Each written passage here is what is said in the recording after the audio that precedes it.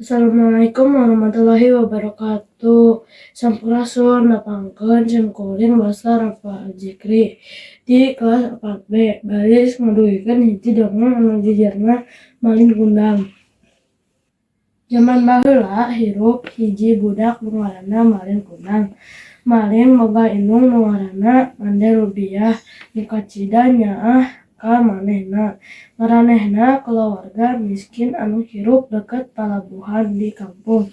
Tempat maraneh cicing, kapal badag mindeng di datangan.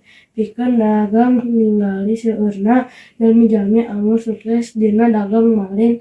Malin gaduh kahoyong naek salah sahiji kapal sareng janten jelema beunghar di luar negeri. Hiji poe Malin Kundang junun naek kapal serta indit ka luar negeri.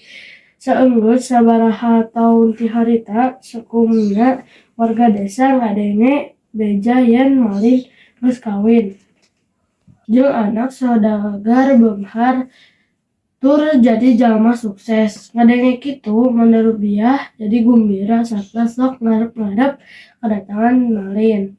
Hiji poe Malin Kundang akhirna balik deui ka lemurna. Indungna Mande Rubiah langsung nyamperkeun Malin nu datang jeung pamajikanna.